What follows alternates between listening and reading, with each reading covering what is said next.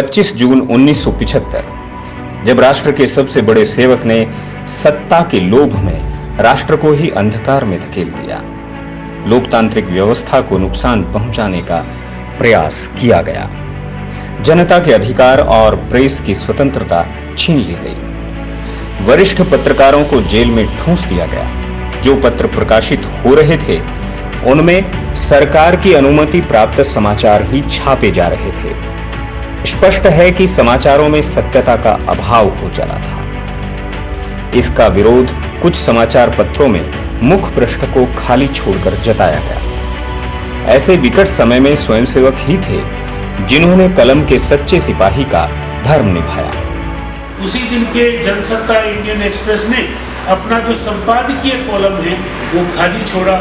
कई अखबारों ने अपने संपादकीय कॉलम की जगह काली शाही रख दी, वो काला करके उसको छोड़ दिया, तो सभी के हाथ बंध गए। अधिनायकवादी सरकार ने राष्ट्रीय स्वयंसेवक संघ यानी आरएसएस पर भी प्रतिबंध लगा दिया। इसके बाद भी आरएसएस के कार्यकर्ता अपने पथ से डिगे नहीं और समाज के सामने सत्य लाने का निरंतर प्रयास करते रहे। गांव से लेकर शहर तक के सभी धार्मिक त्योहार, भजन कार्यक्रम, चिकित्सा, शिक्षा कक्षाएं, युवा क्लब आदि सब जन जागरण का माध्यम बन गए। एक बार आगरा के अंदर एक विदेशी प्रतिनिधि मंडल आया, उनके लिए बहुत अच्छी व्यवस्था करनी थी, तो कार्यकर्ता गए, कैसे जाएं? तो जब अधिवेशन चालू हुआ उस समय तो संभव नहीं था, तो भारत सरकार की सेवा ऐसा एक लिफाफा आने वाले सभी विदेशी प्रतिनिधियों को उनकी कुर्सी पर रखा गया। तो ये भी व्यवस्था बहुत पहले से कम होटल कर्मचारियों से मिलकर ये व्यवस्था की गई। जन जन के साथ जीवंत संवाद बनाए रखने के लिए भूमिगत रूप से साहित्य वितरित किया जाने लगा। संघ के कार्यकर्ताओं के घरों में गुप्त रूप से छपाई मशीनें लगाई गईं और साहित्य की प्रतियां तैयार कर जनता में वितरित की जाने लगी। देश भर में सैकड़ों नामों से पाक्षिक पत्र निकलने लगे। जैसे राजस्थान के जयपुर से पिंक सिटी नामक पत्र गुप्त रूप से छापा जाता था, जिसकी वितरण संख्या 78,000 तक पहुंच गई। जिला स्तर के समाचार पत्रों का संप्रेषण प्रांतीय स्तर पर होता और उन्हें केंद्र भेज दिया जाता। केंद्र से ही अखिल भारतीय केंद्रीय विज्ञप्ति सभी प्रांतों को भेजी जाती। संघ के स्वयंसेवकों का व्यवस्थित तंत्र सुचारू रूप से इस काम को कर रहा था। यहां तक कि विदेशी संवाददाता भी भूमिगत पत्र से समाचार संकलन करते।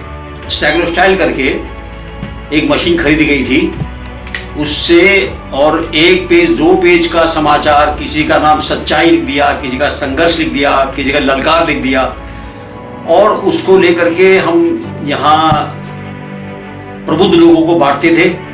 और लोगों की बड़ी दिलचस्पी रहती थी कि अखबार इसमें क्या आया है, क्योंकि बाकी अखबार तो कुछ छाप नहीं पाते थे। तो हाथ से लिखना, उससे निकालना, रातों रात उससे पेपर निकालना और उन पेपरों को प्रमुख स्थानों तक पहुंचाना, मैसेज देने के लिए पुलिस स्टेशन के सामने भी चिपका कराना। साहित्य के माध्यम से जन आंदोलन को गति देने में केंद्रीय संदेश पत्र सत्य समाचार की बड़ी भूमिका है। इसे बुलेटिन के रूप में नियमित रूप से दिल्ली से प्रसारित किया जाता। प्रशासनिक मशीनरी के भरसक प्रयासों के बावजूद इस समाचार प्रसारण को न रोका जा सका। सत्य समाचार के माध्यम से इंदिरा गांधी के तानाशाही शासन का काला चिट्ठा लोगों तक पहुंचाया गया।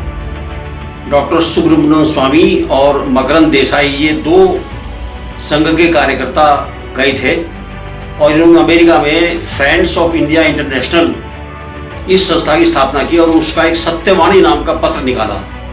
सत्यवाणी न्यूज़ करके वो उसमें लेख भी देते थे और सत्यवाणी अखबार भी जो है वो दिल्ली एयरपोर्ट पर कभी हांगकांग से, कभी कनाडा से, कभी अमेरिका से, कभी लंदन से अलग अलग फ्लाइट से आता था और यहाँ करके अपने जो बड़े नेता थे उनके पास जेलों में जाता था।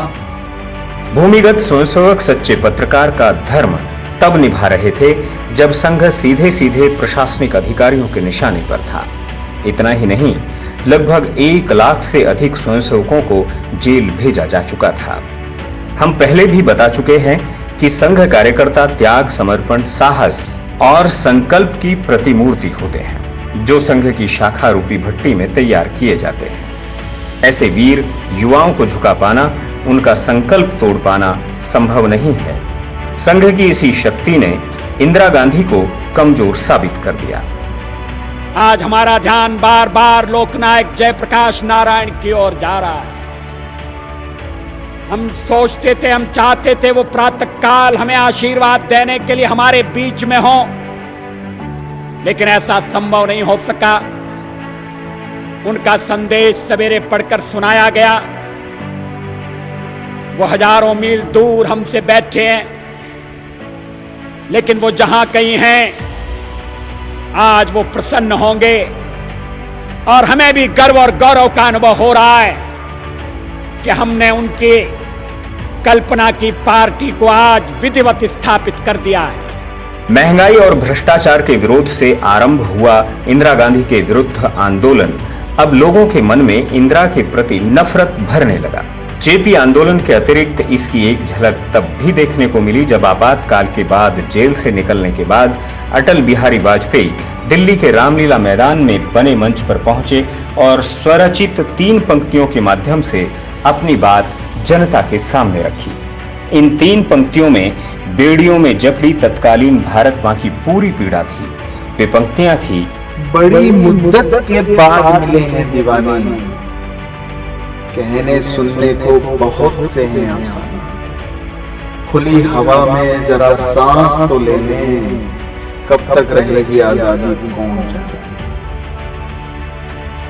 लोकतंत्र पर काला अध्याय थोपने का परिणाम यह हुआ कि इंदिरा गांधी और संजय गांधी दोनों ही चुनाव हार गए और जनता ने 21 महीने बाद 21 मार्च 1977 को खुली हवा में राहत की सांस ली। यह हमारे सत्याग्रहियों का तप ही था जिससे भारत के लोकतांत्रिक मूल्यों ने एक अधिनायकवादी मानसिकता पर सफलतापूर्वक विजय प्राप्त की।